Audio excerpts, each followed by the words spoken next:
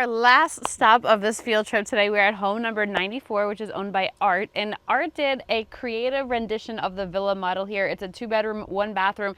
And I see that he added the cupola, a little easier to see over there, to help because we know heat rises. So it helps from that element, but it just makes it give a finished element, unique element to it as well. And I know he was working with Luis pretty closely to customize it and really make it his own. Is there anything, any standout features to you when you look at this? Well, no, model you nailed it. It's the cupola. We have more and more cupolas now.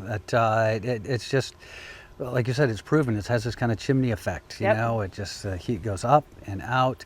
The natural sunlight comes in, so it just has a really open, airy feel to it in the interior, and I think very attractive on the outside as well. Agreed. And he's doing a lot with the hardwood finishes for the roof as well, right? And the interior ceilings. Yeah, and he has, as you can see by the floor joists, he has hardwood floors throughout. Oh, very So nice. when we were looking at Benny and Anna's house, they had all of the bush sticks there to support the concrete floor, which will have tile on it. Right. So you don't see all of that here because they have floor joists, which will then have a wood floor like Kelly's house. Got it. I didn't know that tidbit. So learned something new today. So folks, you may not always see the bush sticks during construction. Correct. Yeah. It doesn't mean they were taken or anything. It just means they may not necessarily all be required for this. And so tell us, we can see a little bit more now with the paneling. Yeah. So the panels that we were looking at earlier at Benny and Anna's house that have not been erected yet are up here on Art's, and I was pointing out the light gauge steel columns and beams. And so here you see what's behind the concrete that we saw at Kelly's house, which was finished. This is what's behind it. And so what they'll do then with the metal columns there, and you can see where they've started it here on the corner, is they'll wrap the welded wire mesh and chicken wire around it. That helps hold the concrete, so they can have a really consistent layer of concrete around the entire envelope of the house. I love it, and we can start to see it in the interior as well. Yes, yep. That's where they started to apply the rough coat of concrete. And then after that, a couple of rough coats, and then they'll come in and do the finish coat, and then it'll have that nice smooth finish like at Kelly's. Very nice. And how long would a model like this take from the point that they're talking to Luis in design to the golden ribbon? Yeah, this is the villa model with some customization to it. We're looking at about, I would say about 8 to 9 months Very to build. reasonable. Yeah, I think so. Because that includes everything. Again, we have all the off-grid components to put into the house, as well as hardwood floors, hardwood cabinets and doors. The appliances are installed. So again, it's ready to move into at that point. All they need to do is just bring down their luggage and their suitcases and unpack. Ready Very to go. nice. Any other special features about this home that you want to mention? Otherwise, we'll just take a quick peek around. No, I think the rest of it sort of speaks for itself. It's going to be a really nice home. Perfect. Let's go take a quick peek around. Oh, I see it's ladder access only right now. Yeah, so this is here the ground floor. That is, Art wants to do more than just storage. I guess this is something special about the house. Is he has the Coventec?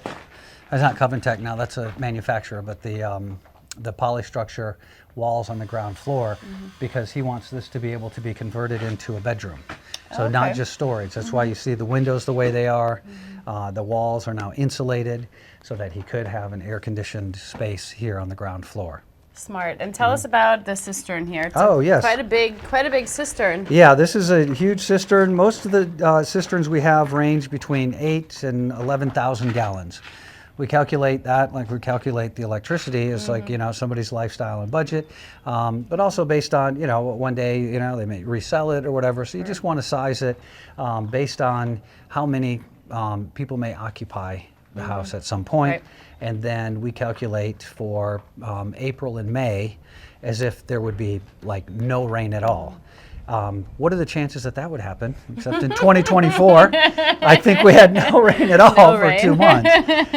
So if you calculate that, most people, if they're not wasteful, would use maybe 50 gallons in a day. Okay. Okay, so if you got a couple of people, and usually it's not going to be double. Usually it's because you're still just doing dishes one time and all of that. But even if you calculated 100 gallons per day for 60 days, 6,000 gallons. So when you've got 10,000 gallons, you should be good. Right. Yeah. Right. I was just talking to a fellow in San Pedro. He has an off-grid little casitas over by the Secret Beach area, and so he said in hindsight, he should have realized this, but he put bathtubs in each of these casitas that he rents out, right? And people are on vacation, and they're like, bathtubs, great, woo, let's do it every single day. And he said it was about 300 gallons per bath. Oh, and he said they're big, right? Yeah, but his bathtubs we're using, so he's like, I probably shouldn't have done that. So if you're a bath lover, you probably want to consider a bigger cistern maybe than others. Right. So that's calculating your energy use and your water use. So that's it. Yeah. You want a big spa or whatever. Well, you're going to need more water. Right. Yeah. Now I remember when I started my design business in Florida in the 80s. The big thing was the big spa bath and the jacuzzi tub and all that. Were shaped like hearts? Yeah, the hearts. There's some of it. Yeah. But what we realized real quick is that a 50-gallon hot water heater wasn't going to do it. You want to fill up the big tub, you needed a lot more hot water, and a lot of homes, these like production homes, weren't built that way. They'd have a small hot water heater and a big jacuzzi tub. Right. So that was one of the things, like you said, we learned. It's like, okay, how much water do you need? Right, exactly. No, it makes sense, and you really have to think about that, right? And then also washer, dryer, right, with the washing machine. You need to calculate that. And the energy use, that's the thing where most people, it's a fairly easy lifestyle adjustment, but a lot of people, I think, that are used to being on grid, they'll throw in a load of laundry before they go to bed or something, or they're doing, the dryer, the washer, whatever. Right. You don't do that. Once the sun goes down, you want to use as little energy as possible. Okay. So when the sun is shining, there's the old saying, make hay while the sun is shining. Do your laundry when the sun is shining, or put on the air conditioner, the dishwasher, whatever it is. When the batteries have taken all of the energy that they can hold, and the sun's still beating down on the panels, but the batteries are full. Right. So we call they're floating. And when they're floating, boy, use that energy. It's free. It's not going to, the sun's still coming down. Exactly. Yep. But when the sun goes down, you're just going off of what's in the batteries. Sure, makes sense. You want to be more conservative. That makes sense.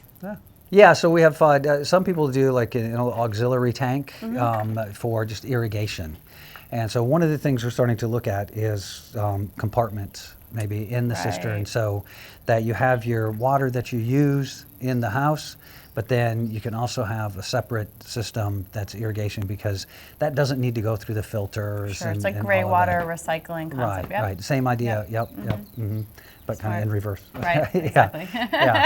So we're looking at, each time we learn something new, we see some innovations, and then we implement them. And I like to say that we try to stay on the leading edge, but not the bleeding edge.